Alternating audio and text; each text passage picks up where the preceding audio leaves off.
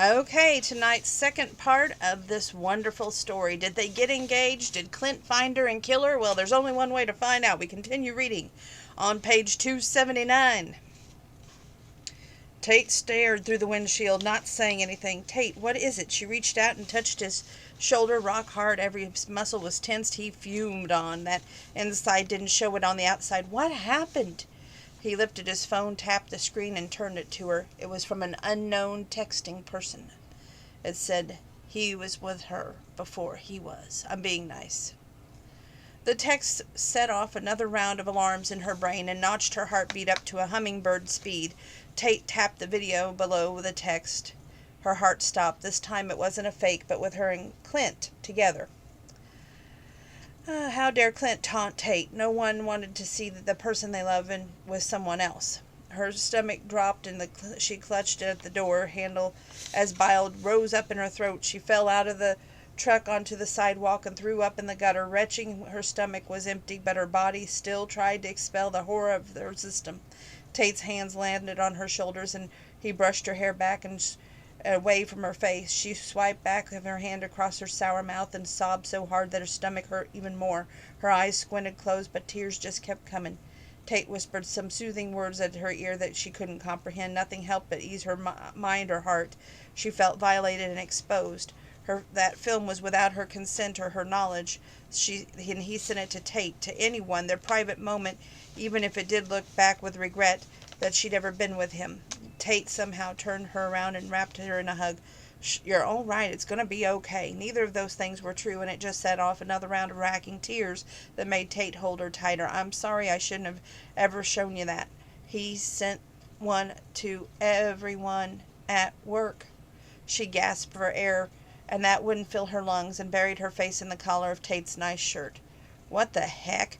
Tate hooked his hand underneath her knees and picked her up right off the sidewalk and gently set her back on the seat in his truck. He found a couple take-out napkins in the glove box and wiped her face from tears with one, and then handed her the other to blow her nose with. He grabbed the water bottle from the console and capped it and handed it to her. Rinse and spit and drink some, just a little. You won't want to make yourself sick again. She did it, he says, waiting for him to step back so she didn't splish or splash on his polished black boots. Feeling marginally better, she took a few sips, then turned to him. I'm so sorry. I didn't know you should have never seen. How could he? Oh, I'm so sorry. I'm so sorry. Tears just flooded her eyes. Tate reached for her face and made her look at him. Don't you dare say sorry for him. I'm not mad at you. I'm furious he did something so reprehensible. Then again, I should have expected it from him to make this point to me. He can't stand that we're together. It just keeps getting worse. Tate's thumb swept across her cheek, wiping away more tears. Not your fault, sweetheart. He touched his forehead to hers, held it for a moment, then stepped back. Did he send the same thing to everyone at work? No, worse, I guess. I don't know what's better or worse for those videos. I tried to make sense of her brain. I guess that's what it says. He doctored some film and made it look fake. And she sucked in ragged breath and a humiliation and rage. They thought it was real, though. She couldn't have believed that for a moment. I sent it to Detective Valdez. I'm sure he'll investigate it. She let that but hang because they knew how hard it was going to be to pin anything on Clint. Okay, hold on a second because I'm trying to pin these back up. I actually took the paper clips out. Stupid me. Okay. And in that instance, the laws hadn't quite caught up with technology and what smart army individuals did with it. Tate swore, I don't know what to do here. I want to effing kill him. Anything you do, he'll use against you. More than likely, you'll end up in more trouble than he's in right now. I'll let Valdez know I got a video too. Maybe I won't have to send it to him. I'm hoping Clint only sent the real one to me. Clint sent him the real one to taunt him because Tate knew all the intimate details about her and would spot a fake. Her co-workers got the fake version because the real thing would be a lot more boring than the doctored videos. How much of it did you watch? Well enough. She wiped her hand over her face, stared down at her hands in her lap. It's not the same with us, Tate. He placed his hand on her jaw and made her turn to him. "I know that, Liz," he huffed out a frustrated breath. "I've seen the other women that you've been with, and you know that, but you don't have to want to see it. I don't ever want to see it or have it thrown in your face." He shrugged and pressed his mouth tight. "I want your first, neither was he. But all that is beside the point. He recorded you. He violated a rule that shouldn't have been spoken. You sleep with someone, that's between the two of you. What happens in private unless you both consent to something else, and that's not you, Liz. You have to care about someone to sleep with someone." She pressed her fingers to his lips and shook her head. "You have no idea how much sleeping with him and regret I do have. I was trying to make something out of nothing. After well, I knew there wasn't going to be there, because I was still deluding myself into thinking that if could only be if I gave it a chance. Now I know, I really don't know, that when it's right someone, you don't give another chance to make it happen. It just comes together like us." He kissed her forehead. "Like it's meant to be." "Exactly." She brushed her hands over his hair. "I wish I could scrub that from your mind." "Me too, but I'm over it. I'm furious that he has the video and sent it. I can't hold it against you for being with him. I do question your judgment," he teased her. "Hi, Sammy." With a teased with the smirk didn't quite light his eyes. "You've been with Marianne," Liz warned him. "Junior year, and Marianne only wanted to use him to get to the dance, to get back at her boyfriend for standing her up at a school dance. Enough said. We both made mistakes. Tate paid for that mistake with Marianne, made sure that Jordan caught them after football game going at it in his truck. Tate ended up with a bashed-in window, a black eye, and 2 cracked ribs. Jordan didn't fare much better. Tate broke his nose, gave him a matching black eye, and roughed him up so bad he was ill for 3 days. Jordan ended up forgiving Marianne. They split up when he caught her with a senior and gave her up without a fight. Marianne hadn't been worth a fight. She leaned her head back and stared up at the truck top. "Take me home. I guess going out to eat isn't such a great idea now." She rolled up her head to look at him. "Is that why you're all dressed up?" "Kinda." That really didn't answer her question. Before she asked him to clarify, his phone dinged again with a text. Tate swore, drawing her gaze right back at him. He stared at the phone, then searched the lot with a sweeping look. "What's wrong?"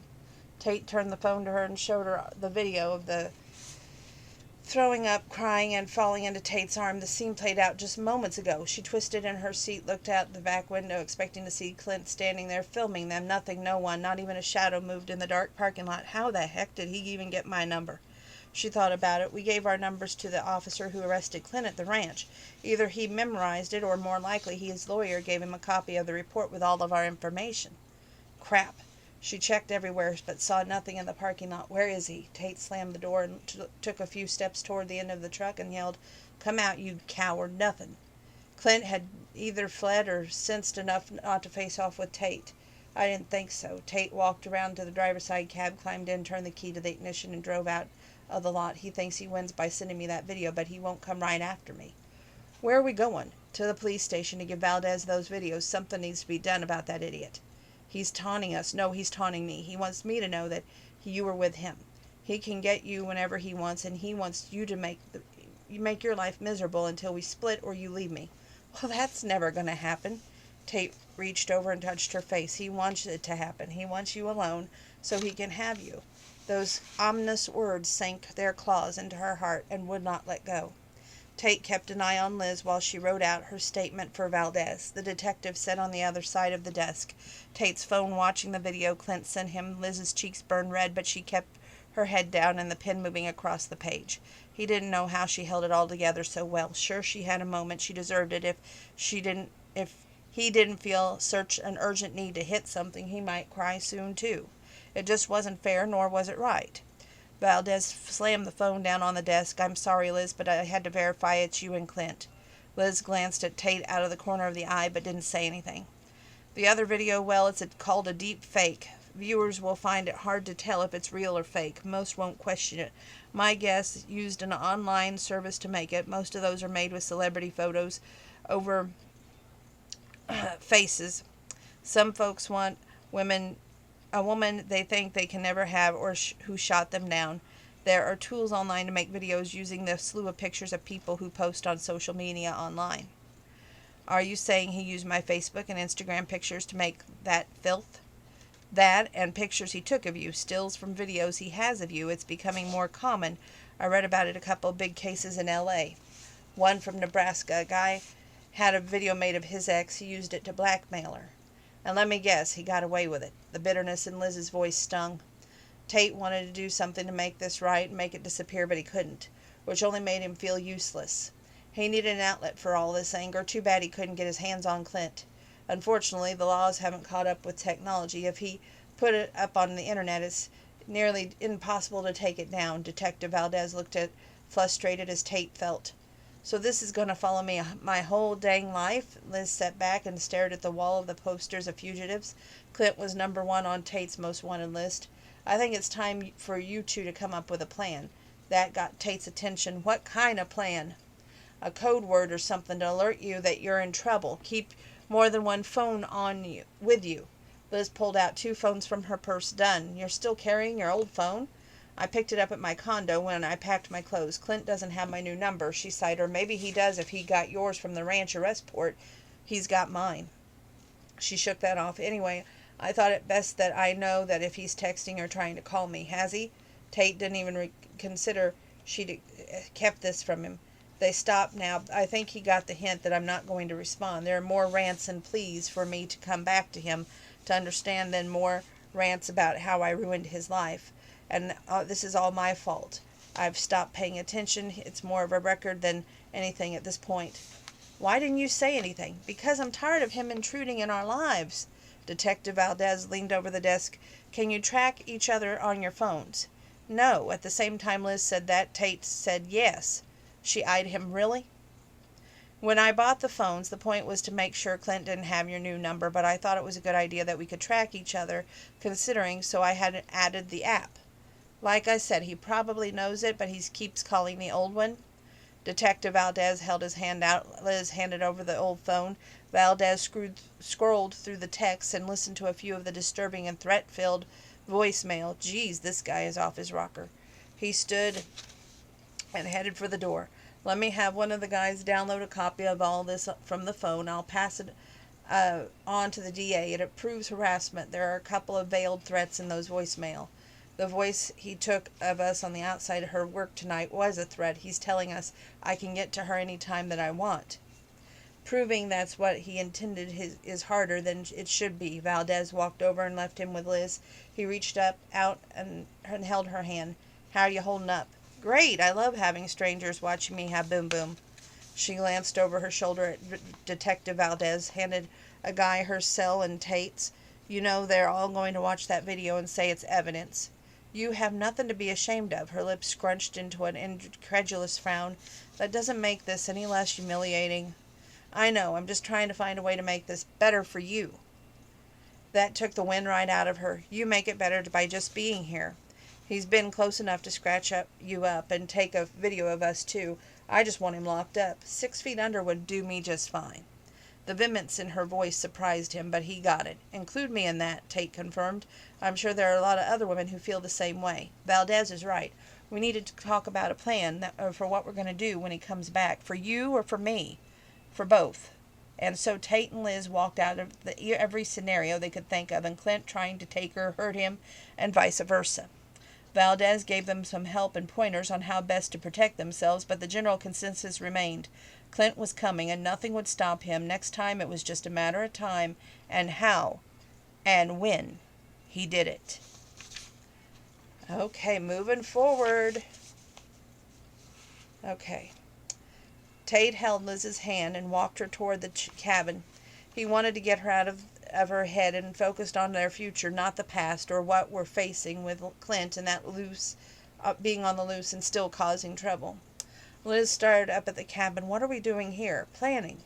But Drake and Adriana haven't officially moved out. Depending on the work going on at their house, they move back and forth between the two places. Only for a few more weeks, then this place is ours.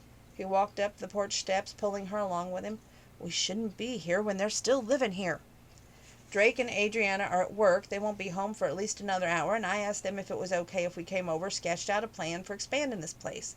He locked the door because of Clint. They locked everything now and held it open so she could go in ahead of him. She stopped short at entry, spun around, covered her mouth, then dropped her hand and said, "What is this?"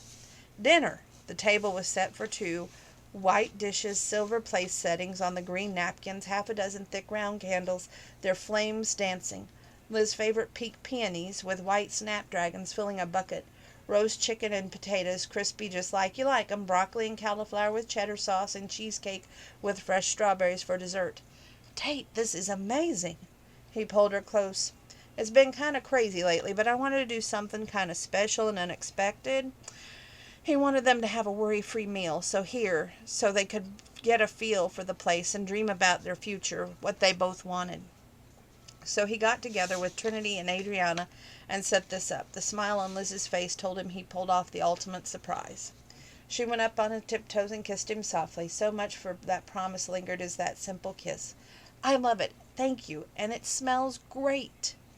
They both lost their appetite late last night, and after handing that video to Detective Valdez, they drove home and the radio down low, Liz's anger simmering as she stared out the window and studied the stars.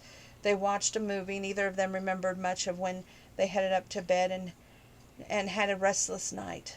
Liz hung out the ranch today, not really doing anything, but thinking over how she couldn't face everyone at work, and was ticked off that the owner asked her to take a few days while they evaluated what happened. It wasn't fair. Neither was Clint getting away with it and murder. Tate wished all of this was already over. He didn't want to think about it and worry about Liz anymore. "Let's eat." He nudged her and they went toward the table, held out the chair for her to sit and eat. And then, let's see here. I lost my place. I'm sorry. Okay, she glanced up at him, smiling all the way to her eyes, and squeezed his hand. "Thank you, Tate. This is truly, really lovely. Thankfully, I've never done anything to like this, so I asked my sisters to help." She squeezed his hand again, and I appreciate the thoughtfulness and the effort. He leaned down and held her gaze. "You mean so much to me, Liz. I want you to know that and never doubt it." He didn't know why it seemed so important that he believed it, but he needed to do that. We needed her to be with everything inside him. He wanted her to know that nothing Clint did would change it. "I know you love me, Tate, more than anything I can possibly say. Nothing is going to happen to me. I'm not going anywhere." Somehow she knew this was his deepest fear. He hated the things Clint did, but it was more than that. Tate knew deep down that Clint wanted to take Liz from him. He wanted her to pay for his imagined slights. He wanted her to be tormented and ultimately kill her. Tate would do everything in his power to keep her safe. But what if it wasn't enough? "I need her so much," he's thinking. Liz leaned forward and pressed her forehead to his and stared deep into his eyes. The green depths in hers turned solemn. "He can't touch us. He thinks that he can because he destroys beautiful things like relationships, Aubrey, and Boom Boom. He took those things and twisted them up and wrecked them. I don't know why, but he can't have a nice thing. When they shine in his life, he smashes them. You hold on, Tate. You find a way to make things better. You make me smile, laugh, and I feel like I matter. You know how to use your strength and be gentle and kind and still protect and fight for what you love. You matter. You're the only woman I ever loved, and you're the only woman I'll ever love." He didn't plan on this, but he went with it, dropped to one knee. She gasped. "You are, and will, always be my best friend. I want you to be my partner for life. I want you to be my wife." He patted his pockets, and "I've been carrying this around with your ring for what seems like forever, and now I don't even have it with me." Her eyes went wide. "You bought me a ring?" He nodded. "I didn't want to wait. I had to get it for you. It's at the house. Doesn't matter. I'll put it on you later. I've already asked your parents." Her eyes softened with appreciation and glassed over. "You did?"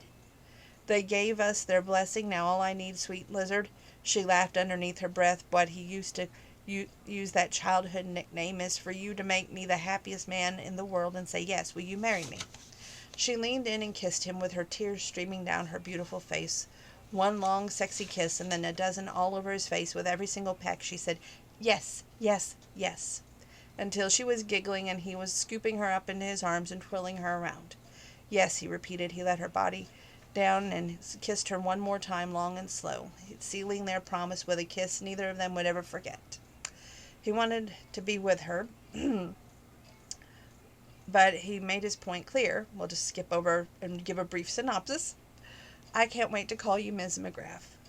I have an old school notebook filled with doodles and me practicing that name. Of course she did. It'll be yours soon. But I was yours a long time ago. The buzzer went off on the oven. Dinner's ready. Okay, moving over to 300. We're knocking those pages down. What kind of wedding do you want? Her question kind of surprised him because he hadn't really thought about the details except that she would be his wife. That was all he really wanted except for one thing. Fast, she laughed again. It took me forever to get you. Now you're in a hurry?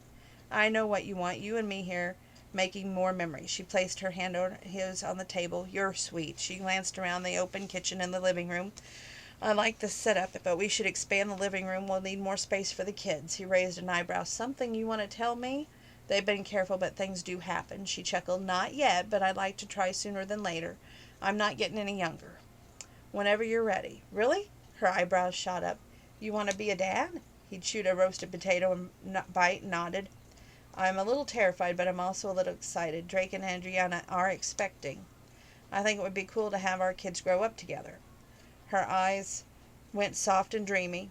Me too, but I think we should have some time for the two of us. 6 months, a year. I'd like that. They shared this whirlwind romance. Though it had all been a long time in the making, still, he'd have liked the time to enjoy it for a while as husband and wife. He wanted that commitment. She wiped a dry drip of cheese sauce from her mouth, set her napkin down, and asked, I'm sure that you thought about the addition. What's the plan? He told her what he had in mind, taking her suggestions and wishes, adding them to the plan in his head. I found an architect to draw up official plans. He'll need a couple weeks to get it done. I'll pay half the cost. I've got the money for it. Tate, we're partners. We'll figure out financials together.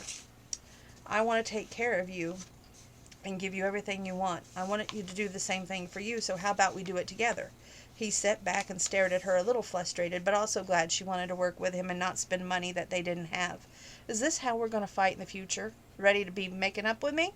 Her smile faded into a series of texts came through on her phone. She pulled it out of her back pocket and read them. Her face paled. Oh, God, what? He leaned forward and put his hand on her shoulder, ready to hear about whatever terrible thing Clint had done this time, because it had to be him. It's Ava, my neighbor. Her eyes glassed over and filled with a devastated look. He wanted it gone. My place is on fire. Geez, Tate never expected that. Just your place or the whole building? Liz texted Ava. It started at my place. The fire department is there, trying to get it under control before it spreads. She stood and glanced around for her purse. We need to stop at my house for my bag and get over there. Leave it. Let's just go. No, I need my ID and my insurance information. They both knew that Clint probably had something to do, and with suspicious fires, he had figured out a way to ruin another day for him and Liz.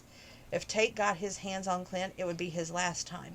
Poor Liz. If her place had completely burned, she had nothing but her clothes she brought here. That was something, but Tate hated that Clint took everything else she owned. That effing idiot. When will we be rid of him? They all had what they needed here, but still, she worked hard to create a home that reflected who she was and what she liked. She filled it with her things, her memories. Possessions didn't matter in the grand scheme of things. Still, the loss sucked for her, but as long as they had each other, they had a hell of a lot more than most. And maybe this time Clint would get exactly what he deserved. I can't believe we're making such good time tonight. We're on page 321. Clint's assistant stepped up beside her. And what about me? What was I to you? Clint cleverly gave the assistant an adoring smile. Our time came and went, but you were invaluable to me. You know that. Liz knew the truth. She spoke to the assistant, but kept her gaze on Clint. You're here because he needs you to take the blame. He thinks you're so devoted and beholden to him because of what he's holding over you, and how much he thinks you love him, that you'll do anything for him, like bringing me here.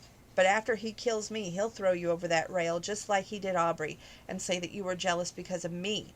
I made that mistake, leaving him for Tate, and I wanted him back. You didn't want me to have him, but he didn't want you, so you killed yourself. That's ridiculous. The surprise in Clint's eyes said she hit the mark. He stared at his assistant adoringly. I've come to realize who is important and who I can count on. And how much you mean to me, Kelly. He spewed those lies, and then he turned to Liz. You're trying to ruin my life, talking to that reporter, making those women come forward and blaming me. Aubrey's tragic death all on me. You've got that whole wounded party thing down, but I'm not buying your BS. No one does. Aubrey warned me away from you. You saw her with me. You forced her to come up here, and you killed her. You can't prove it. The cops can't. No one can. I can. Kelly's bold words made Liz and Clint both turn to her. Kelly pulled a gun from behind her back and pointed it right at Clint's chest. His eyes went wide, but dismissed Kelly as a threat with a shake of his head and a sad smile. Oh, Kelly. Her eyes narrowed with fury. You think I don't see how you use me, but I do. The day Aubrey died, you came back to the office all sweaty and acting weird. I'd known. We'd been together long enough for me to recognize when something was off. You changed your shirt and threw it at me, ordering me to get it dry cleaned. I work for you, but I'm not responsible for your effing laundry. That's not my job. Neither are favors that you insisted on in your office or making reservations for you to take out some other woman. Kelly relaxed urged frame and gathered herself, then gave Clint an insincere smile. I didn't get your shirt dry cleaned. I kept it. Because I noticed the stain on the front, remember? You said you spilled ketchup on it. Now, I'm no forensic specialist, but the stain looks suspiciously like spit and blood.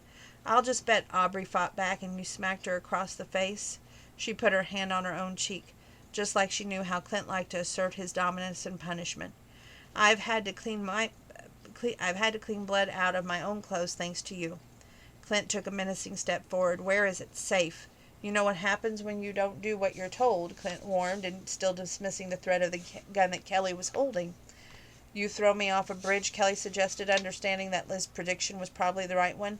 I would never do that to you, he swore, sounding convincing, but she and Kelly both saw past the tricks of manipulation and the crude words meant to soothe, so he got his way.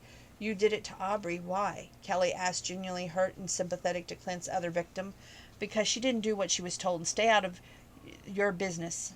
That's exactly it, isn't it? Liz asked, stepping next to Kelly, both of them standing against Clint. Clint leaned in with fury in his eyes. She got what she deserved for interfering. Liz tilted her head. That sounds like an admission of guilt to me, coupled with this shirt, and I'm sure that there's enough proof to put you behind bars for the rest of your life, you cold-blooded murderer. Clint shook his head. Nothing's going to happen to me. You're going to jail, you idiot. Tate's voice rang out from behind her. Liz turned just to see Tate stepped out of the brush and onto the trail right at the bridge. She wanted to run to him, but Clint grabbed her from behind in a chokehold and dragged her back against the railing. Kelly backed away from Tate as he stepped into the shadowed bridge, and the gun was still trained on Clint, now on her too. She hoped that Clint didn't get her shot. Liz pulled at Clint's arm around her throat with one hand. At the same time, she pulled the pocket knife from her pocket with the other. Lack of air or the quickly fading light dimmed her vision. She didn't have much time before she passed out, and then hit release to make that blade snap open and turn the knife in her hand and dove it into Clint's thigh. Surprise was on her side. He released her to grab his leg. She fell to her knees, coughing, choking, trying to get air. Tate rushed forward, gun drawn, but Clint pulled the knife free and grabbed Kelly by the shoulders. He pulled her in front of him, and just as the shot rang out, Tate froze, gun in the air. Liz didn't know who fired, but Tate didn't have a wound, so she turned around to Clint and Kelly, who had been back to Tate as Clint held her facing him. His eyes went wide as he stared down at Kelly. Clint's hands fell away from her shoulders to his sides. He dropped on his butt, then fell back, blood spreading across his abdomen, turning his white button down bright red. He clenched his stomach and gasped for air. Kelly stood over him with her gun pointed at his chest. You ruined my life. She fired the gun over until it made only a clicking sound. Along with Liz, Tate stood there watching, shocked and frozen, as the bullets slammed into Clint's body, one after another, more blood spreading all over Tyre's torso. Kelly kept pulling that trigger through the gun was out of bullets. Her eyes was wide and desolate. Liz stood and reached for the gun. Taking it from Kelly's hands, though Kelly didn't stop staring down at Clint. He ruined my life. Before Liz registered what she had intended, Kelly stepped over Clint, planted her foot on the lower slant of the railing, and pitched herself over it. Liz dropped the gun and tried to grab her, and at the last second Liz wrapped her fingers around Kelly's hand, sending Kelly's legs toppling over the head until Kelly swung facing the lake. Tate's grabbed Liz's waist before Kelly's weight pulled her over the railing. "Let me go." The desperation and anguish in Kelly's reckless words broke Liz's heart. "Don't let him win," she begged. "Hold on, I'll pull you up." She tried to reach down with the other hand, but Kelly kicked her legs and fought to get free. Drake suddenly appeared beside her and made a grab for Kelly, but Kelly reached up and pried Liz's fingers away and fell. Drake missed Kelly by a half a second. Liz's hands held out for Kelly and stared at Kelly, dropped and hit the rocks against the dark rushing water. No, without Kelly's weight holding her over the railing. Tate grip pulled her back, and she fell on top of him on the bridge. He let out a bellowing moan filled with pain and went limp beneath her. She rolled off him, saw the blood pooling underneath his head as his eyes rolled back and closed, and her heart stopped. "Tate?" She held his gray face. "Tate?" But he didn't move, didn't blink, and she feared that she lost him forever. Drake sank down on one knee beside her and put his hand on her back. "Cops and paramedics are here. Move back so they can help him." She didn't want to let him go. She wanted to hold on to him for the rest of her life. Kelly slipped away from her, but she wouldn't let Tate do the same. She leaned forward, down to his ear. "Don't you leave me, Tate McGrath. You're supposed to marry me. You promised, and I'm holding you to it." Tate pressed his cheek to hers before he went limp again, giving her hope that he heard her. Drake helped her move back and out of the way. Paramedics who quickly replaced the gauze pad at the back of Tate's head. They rolled him onto a backboard and strapped him in, not wasting any time, carrying him to the ambulance waiting for the parking area. Liz barely got a chance to kiss him goodbye before they took him away.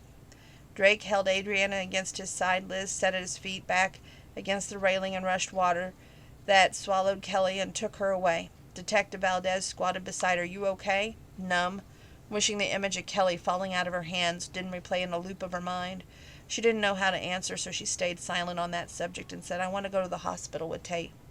"Soon. I need your statement. It's like you predicted, and you probably have on a video." She glanced at the camera that she knew about, and Clint didn't attach one to a nearby tree when she and Tate planned for what might happen while they were at the police station reporting those videos. She told the detective what she thought. Clint would stick to a habit, and that worked, and eventually he'd come back here. She hated being right. He wanted to tie up loose ends. I have a feeling he was planning on leaving before the crap really hit the fan. Officers are at his home. They confirm he had bags packed and a plane ticket to Mexico, where his money would go further and he'd probably be out of your reach. Detective Valdez nodded. "Probably." She raked her fingers through her hair and held it away from her face, elbows on her knees, head down. She ran through the events with the detectives who'd been just a few seconds too late, seeing the ending that Liz hadn't seen coming. Kelly worked for Clint. She was his assistant. It seems she knew everything going on in his life. She was one of the victims, used, abused, manipulated. She endured a lot. He ordered her to take me. "Videos," the detective guessed, scribbling notes on his notepad. She nodded. "I don't know. She had a gun. I went with her because I wanted to get Trinity back. She rode in an ambulance with Tate to get the cut on her head checked out where Clint pistol whipped her. She needed stitches and probably has a mild concussion, nothing as severe as Tate's." Her stomach pitched as the replay of Tate's tumbling over Clint's rental car replayed. Silver lining, Trinity was all right for a little while there. Liz thought Clint had killed her when he said he got rid of her, quote unquote. "At first I thought Kelly was helping Clint, but then I spoke about getting Trinity back. I wondered if she really wanted to help me." Liz got it now. Kelly watched Clint fall for one woman after the next, using Kelly but never treating her the way she deserved. When all those women came forward, Aubrey died, and Clint wanted Kelly to clean up after him by dry cleaning the shirt, then bring Liz out here to end her too. Kelly snapped. Deep down, she had to know that Clint was just using her again, and this time Kelly would pay for what Clint had done. "Hi, Sammy." He thought that he could get away with everything. Rent a car, no one ties it to him, the hit and run, attempted murder, sweet talk, and use Kelly to take me. She kidnapped me, but he didn't. I didn't like, just like Aubrey, he blames that on me, Kelly too. He kills Kelly by throwing her off the bridge. Suicide. The jealous lover kills the woman who took the man away she loved and herself. But Kelly didn't get to play his game. He pushed her too far and used her for the last time. Liz wanted to thank her for stopping Clint from hurting her or anyone else ever again, but she didn't want to understand why Kelly took her own life. But she'd seen the pain and the misery in her eyes and couldn't deny that Kelly simply couldn't face the consequences of what Clint had put her through. I'm so stupid, I fell for it every damn time. Kelly didn't want to feel that way or be Clint's victim anymore. Liz would have had to live with that fact that she couldn't have saved her. She tried, and like right now, it was the biggest, worst failure of her life. Moving forward. Page 36. So obviously, Tate makes it because we're about to have a great, well, you'll see.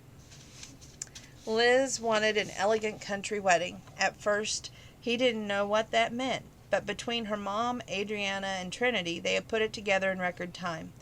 They'd have a simple ceremony here among the trees and then walk back to the house where he, Declan, and Drake had built a temporary dance floor in the pasture surrounded by long tables decorated with green linen cloths topped with white dishes, crystal glasses, and vases filled with Liz's favorite pink peonies, white snapdragons.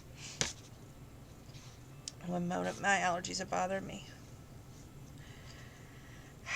And greenery, silver place settings, and dark blue napkins to match Trinity and Adriana's bridesmaid dresses.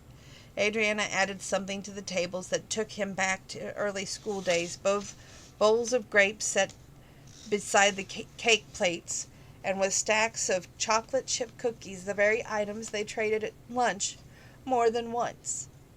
But especially on the day that Liz boldly told him that she was going to marry him, he should have listened. He shouldn't have fought so hard.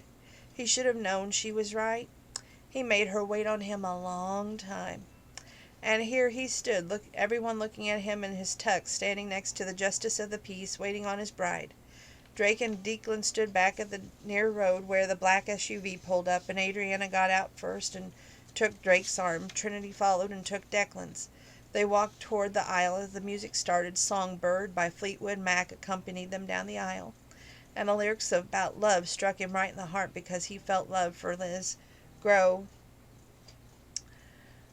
each and every day. Trinity and Adriana were beautiful in their dark blue dresses.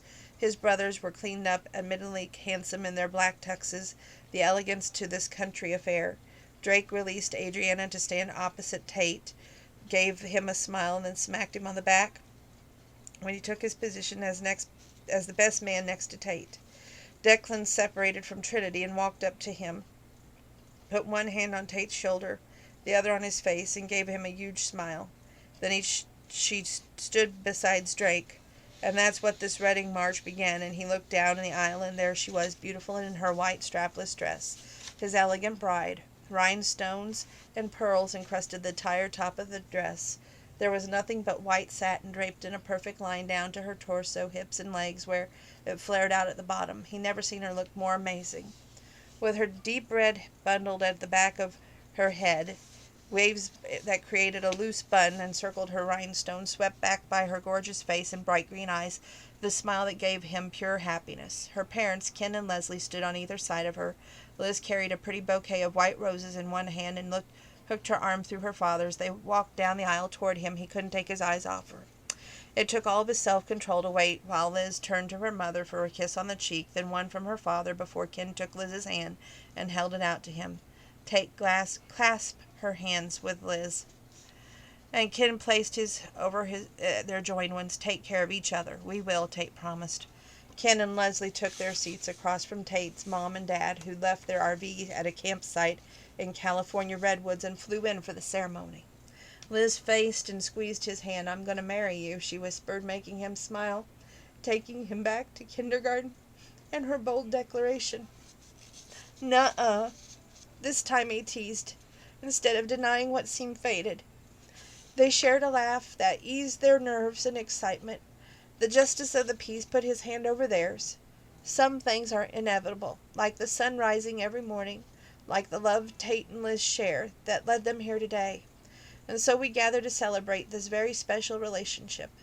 It's not very often that you meet someone in childhood and they remain your best friend for all of your life. Even rare that the friendship they kept them close all these years turned into a love of the lifetime.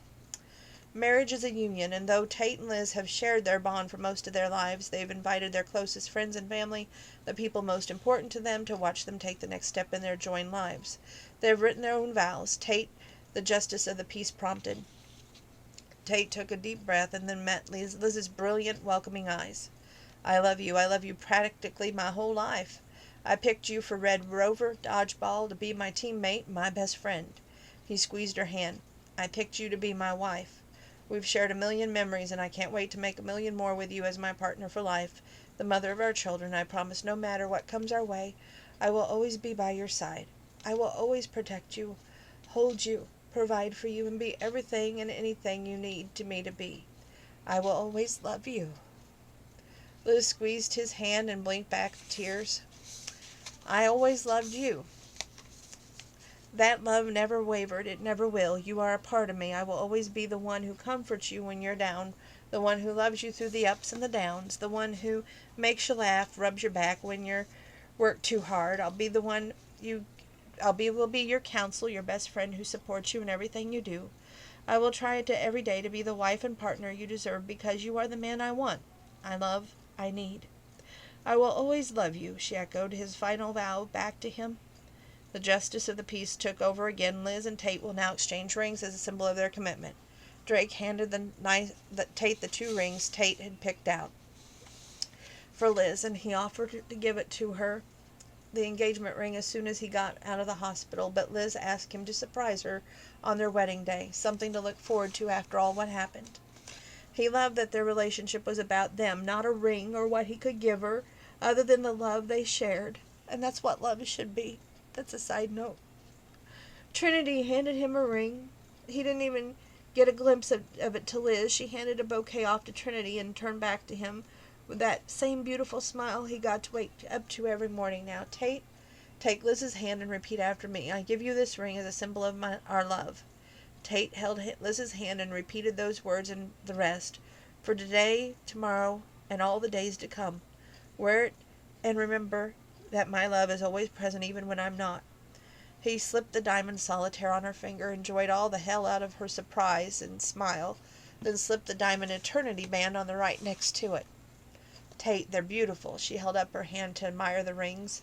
His chest swelled with pride, seeing the rings on her finger and knowing that she'd wear them for the rest of her life as his wife.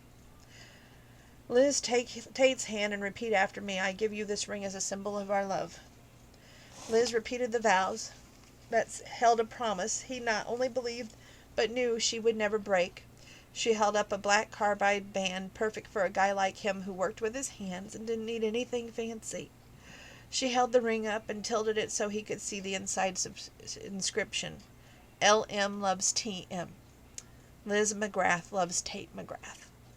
He wondered how many times she'd written that in her notebooks over the years. I almost had it inscribed with Lizard's love. He couldn't contain his belly laugh. Everyone in the crowd, including the brothers Trinity and Adriana, busted up laughing. Liz slid the ring on his finger. He squeezed his hand, opened it unused to wearing anything on his hands, but he'd get used to it because he had no intentions of ever taking it off. Tate and Liz, you professed your love by exchanging vows and symbolizing your commitment, exchanging rings before you kiss your bride. Tate, there's just one question for you both. I need you to answer. Liz, do you take Tate to be your husband and promise to love, comfort, honor him, and keep him in sickness and health, good times and bad, forsaking all others, and be faithful to him as long as you both shall live? I do.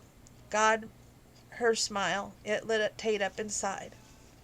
Tate, do you take Liz to be your wife, promise to love, comfort, honor her, and keep her in sickness and in health, in good times and bad, forsaking all others, and be faithful to her just as long as you both shall live?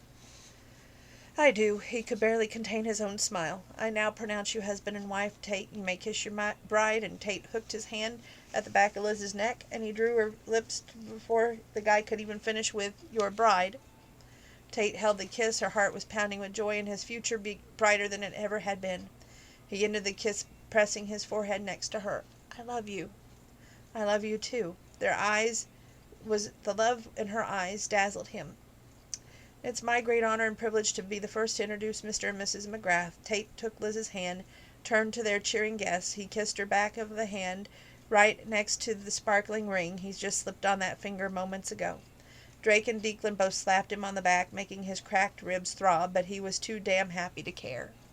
Liz took the flowers from Trinity, accepted a kiss on the cheek from his sister and Adriana. Their friends and family stood as Liz led Liz back down the aisle, and the photographer, he'd completely forgotten he was there to take photos of them. His brothers Trinity and Adriana hung back with him, and Liz, to take pictures of the guests, made their way back to the stables and the party waiting to happen. They posed for what seemed for 1,000 photos, but his and Liz's smiles never wavered, because this was their day to shine, bask in the love that held them together all these years. They knew it would see them through for years to come. Everyone headed back to the ranch, leaving him alone there for a moment with Liz. Finally! I can't wait for everything that's to come. She wrapped her arms around his neck and kissed him softly. No matter what, it's you and me, cowboy. Oh, goodness, when you bring me to tears, when you put me through a roller coaster of a ride of a crime up and down. Oh, I was all prepared to give you a 7. I really was. But with that book, I'll give it a 10. So that makes it a must-read. Jennifer Ryan, Waiting on a Cowboy. You must read this book. And soon, it's destiny, this copy that I just finished reading tidbits for you, will be to go to the Candy Kitchen in Tuscola, Illinois, where you can donate a book and pick out a book. They have a jar to give donations to their local library to help improve their library. So you want to make sure that you check out Fleschner's Candy Kitchen in Tuscola, Illinois, not just for their amazing food, their amazing candy, their amazing ice cream, but for their book wall as well. And since this is the last video for the night, which seems weird to say, but I've got housework to finish up. I want you to stay safe. I want you to stay well, healthy. Wash your hands. Wear your mask. Always, if you can't wash your hands, have your hand sanitizer with you. It's been a while since I said that, so I apologize. But most of all, I wish you faith, hope, and love. Lots of prosperity in the bank and in your heart. But most importantly, remember it's better to give than it is to receive. God bless. Till we meet again, hopefully tomorrow.